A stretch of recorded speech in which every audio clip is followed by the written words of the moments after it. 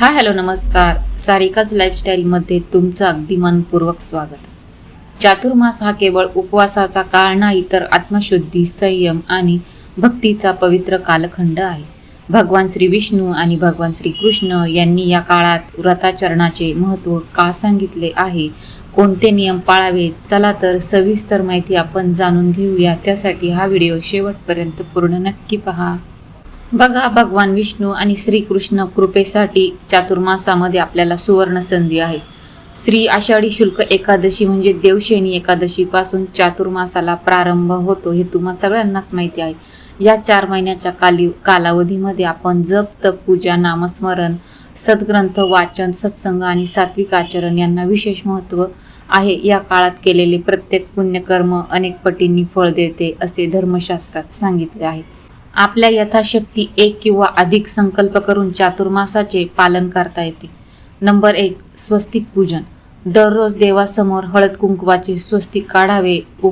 उद्यापनाला हळदी कुंकू, करंडा सुवासिनींना दान करावा.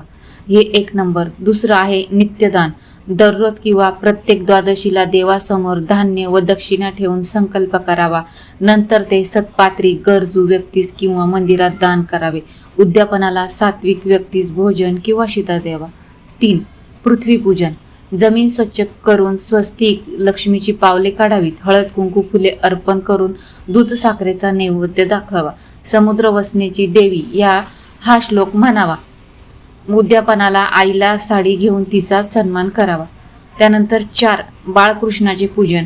तुळशीजवळ श्री बाळकृष्णाची स्थापना करून दाम्पत्य पूजा करावी. उद्यापनाला यथाशक्ती वस्त्रदान व मेहुणे भोजन करावे. तसंच बघा, पंचामृताने अभिषेक घालायचा. श्रीकृष्णाला पंचामृताने अभिषेक कसा करायचा? मध, दूध, तूप, दही, साखर यांचे दान करावे किंवा लोण्यात श्रीकृष्ण ठेवून पूजा करून लोणी दान करावे. त्यानंतर 6, सुवासिनींचा सन्मान. प्रत्येक द्वादशीला सुवासिनीची ओटी भरावी. विडा, दक्षिणा, दूध, गजरा, बांगड्या किंवा साडी द्यावी. 7, तुळशी अलंकार पूजा. तुळशीला नथ, मंगळसूत्र, बांगड्या, जोडवे इत्यादी अलंकार घालून पूजा करावी. उद्यापनाला ते दान करावे. त्यानंतर 8, मेहुणे भोजन. प्रत्येक द्वादशीला किंवा उद्यापनाच्या दिवशी मेहुणीला भोजन घालून यथाशक्ती वस्त्र व ओटी द्यावी. 9, तुळशीपत्र अर्चन. प्रत्येक एकादशीला 24, 108 किंवा 1008 तुळशीपत्र भगवान विष्णूंना अर्पण करावीत. 10, पंचामृत चातुर्मास. दर महिन्याला पंचामृतातील एक घटक त्यागावा आणि शेवटी त्याचे दान करावे. 11, पुष्पार्चन. पारिजात किंवा इतर सुगंधी फुलांनी भगवान विष्णूंची भक्तिभावाने अर्चना करावी.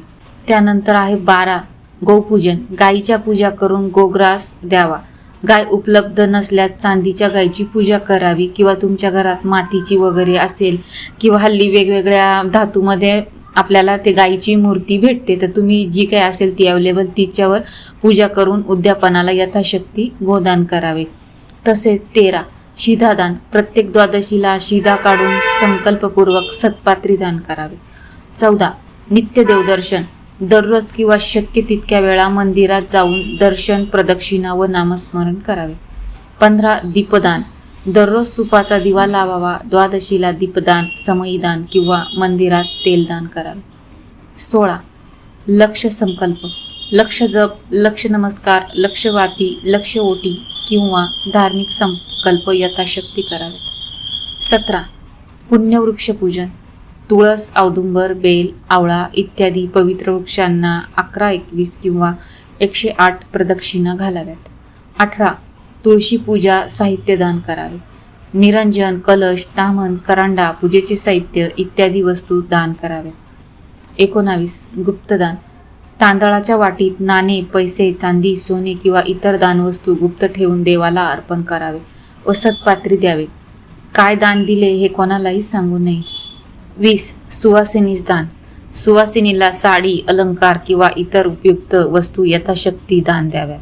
चातुर्मास हा आत्मशुद्धी, साधना आणि सेवाभाव वाढविण्याचा पवित्र काळ आहे. श्रद्धा, भक्ती आणि शास्त्रानुसार केलेले प्रत्येक व्रत भगवान श्री विष्णूंची कृपा प्राप्त करून देते. प्रत्येकाने आपल्या सामर्थ्यानुसार संकल्प करून हे व्रताचरण करावे.